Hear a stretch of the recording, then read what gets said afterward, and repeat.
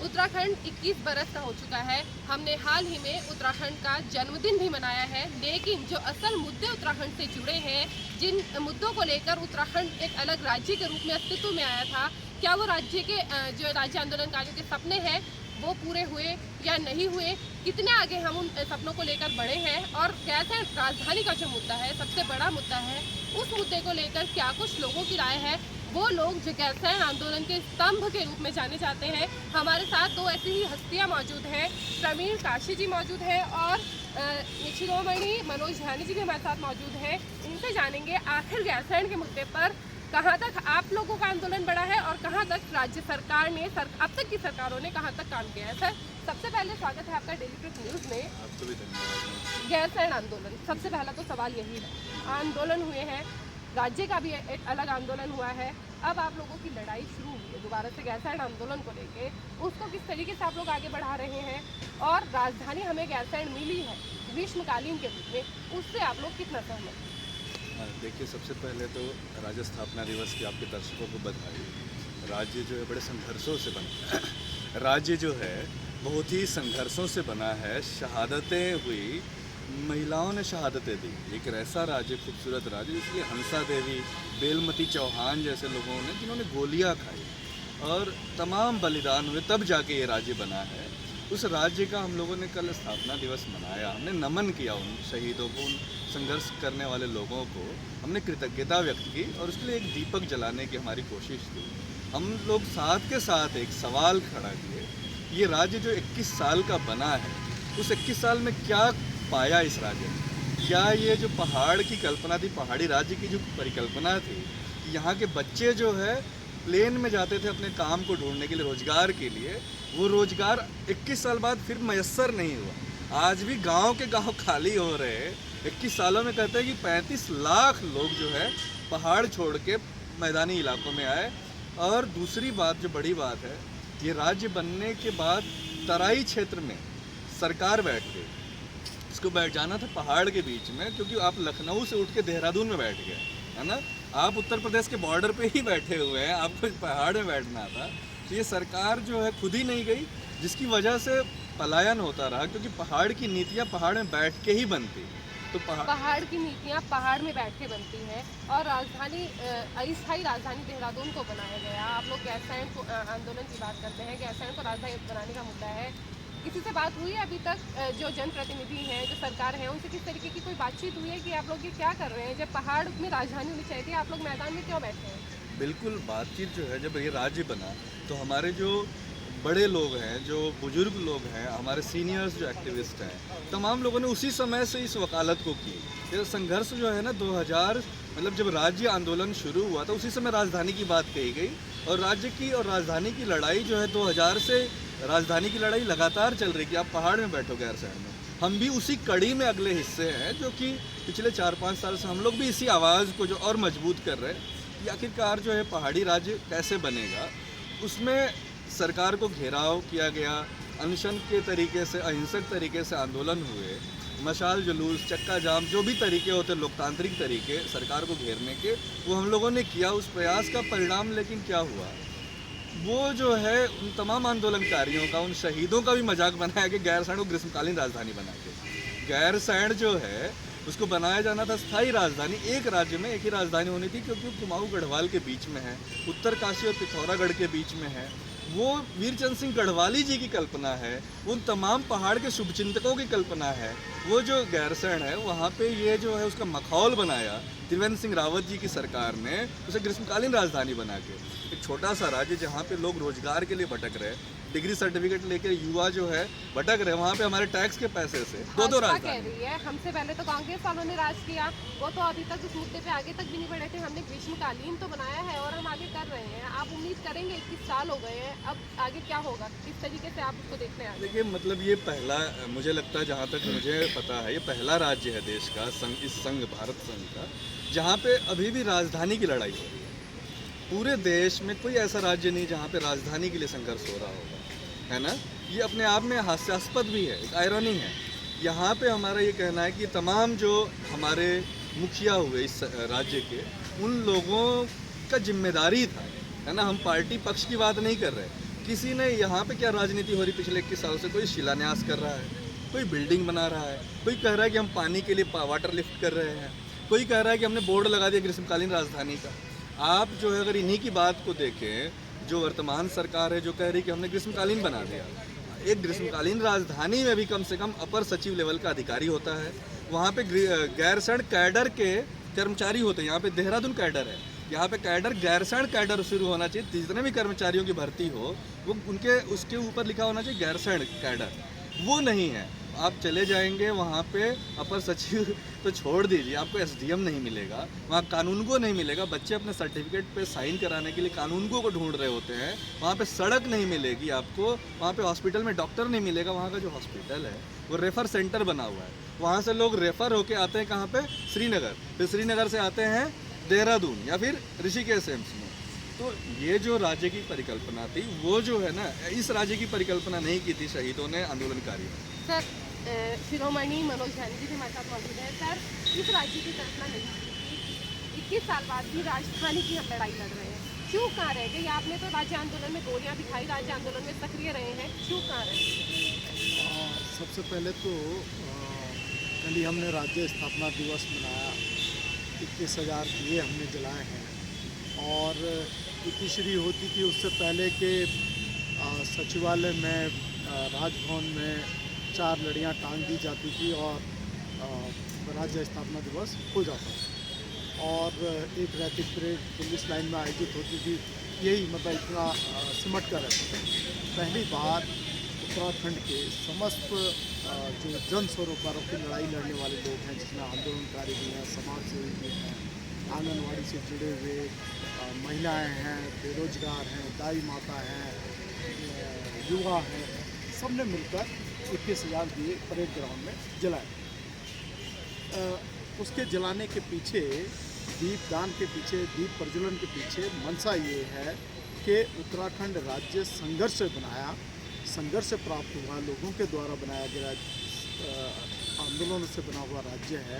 इसके लिए रामपुर, पिराक, खटीमा, मसूरी, मुजफ्फरनगर, देहरादून, कोटद्वार, हल्द्वानी, पौड़ी, सब जगह गोलियां चली, लाठियां चली, बाटाघाट में चली। और मैं बताऊं आपको तो मैं 2 शहीदों को खासकर आज याद करना चाहता हूं, भाई राजेश रावत और भाई यशोधर देववाल।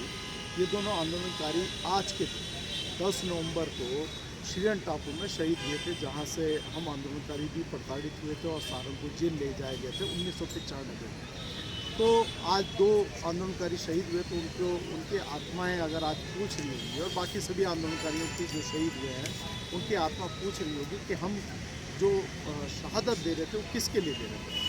वो उस उत्तराखंड राज्य के लिए दे रहे थे जिसकी संकल्पना 1994 में लेके पूरा पहाड़, हिमालय, उत्तराखंड हिमालय जो है खड़ा हो गया था और सभी जनपदों में एक बड़ी लड़ाई छिड़ गई थी और उससे एक राज्य हमें मिला। ये खुशी की बात है कि हम भारत संघ का राज्य बने हैं, 27वां राज्य बने हैं और ये हमने अपने संघर्ष से प्राप्त किया। अब ज़रूरत यह है कि हम संघर्ष से प्राप्त हुए राज्य को अपने हाथों में लें और उसके द्वारा संचालित करें। उत्तराखंड की राजधानी कहाँ होनी चाहिए, इस मामले में उत्तराखंड लड़ने वाले लोग जो उत्तराखंड राज्य आंदोलन लड़ा करते थे, राज्य आंदोलनकारी होते थे, वो संगठन जो समर्पित होकर मैदान में थे, उन सबकी एक और क्लियर इच्छा थी कि उत्तराखंड की राजधानी गैरसैंण बने। इसमें कहीं कोई भी दो राय कभी आंदोलनकारियों के बीच में नहीं रही। और ये जो राजनीतिक दल हैं इन्होंने बहुत बेवकूफ़ बनाया है। ये जो सत्ता में रहे हैं 2 दशक से, इन्होंने हर समय लोगों को छला है। एक ने दिखाने की कोशिश की कि हमने वहाँ भवन निर्माण कर दिया है, कोई वहाँ पे उद्घाटन करने के नाम पे चला जाता है, कोई घोषणा। जो राजनीतिक दल है उन्होंने हमेशा छला है, 2 दशक से उन्होंने सिर्फ धोखा दिया है। तो क्या अब जब चुनाव नज़दीक है, उससे पहले राज्य आंदोलनकारी एकजुट होकर किसी तरीके के आंदोलन, एक और नए आंदोलन की कोशिश करेंगे, इस तरीके से अब सरकार को जगाने की कोशिश होगी, क्योंकि अब 2022 में चुनाव भी होने हैं, आपके वोट की चोट भी नज़र आएगी।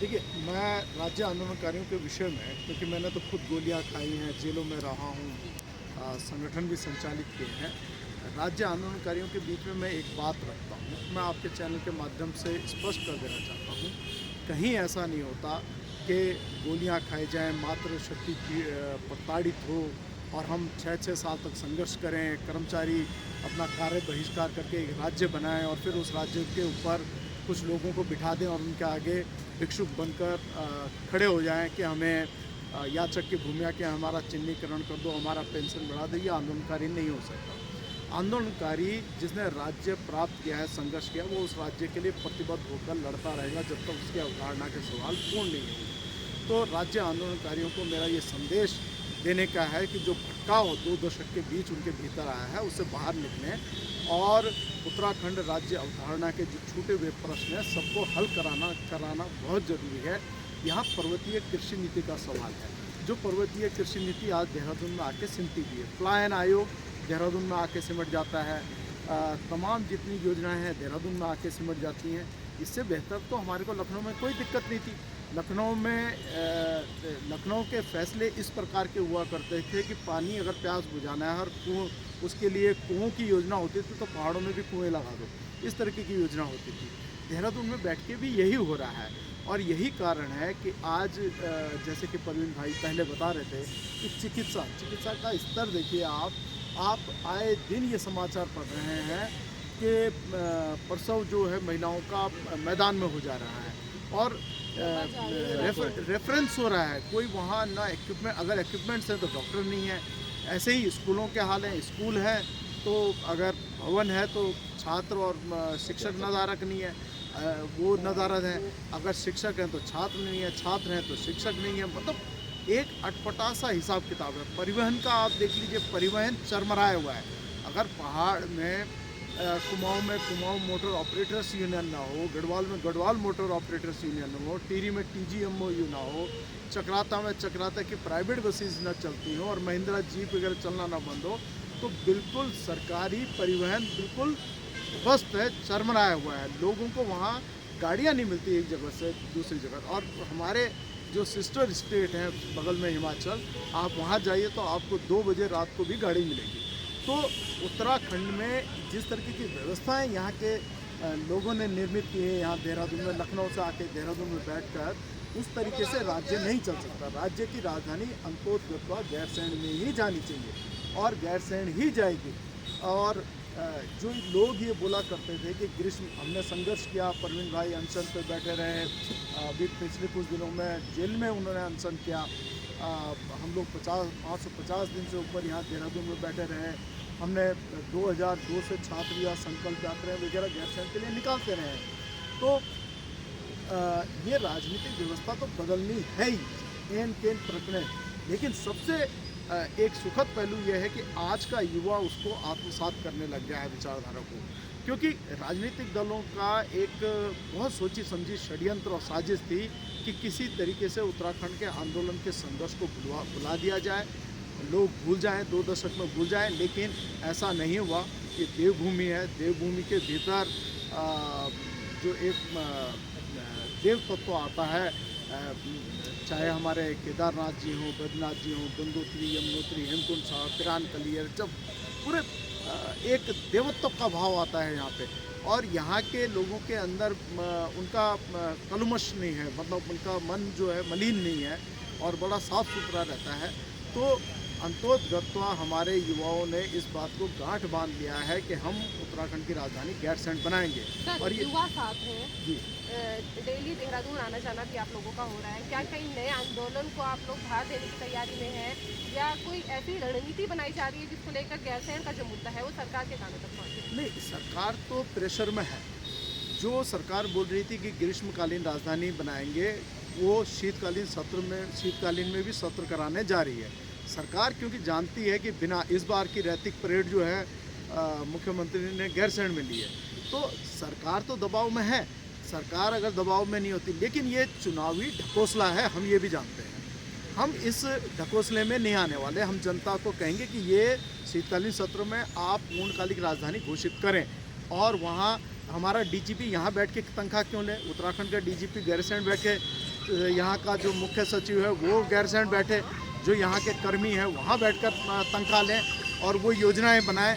तो ये व्यवस्थाएं इस तरीके से नहीं चल सकती जैसा कि सरकार चाह रही है।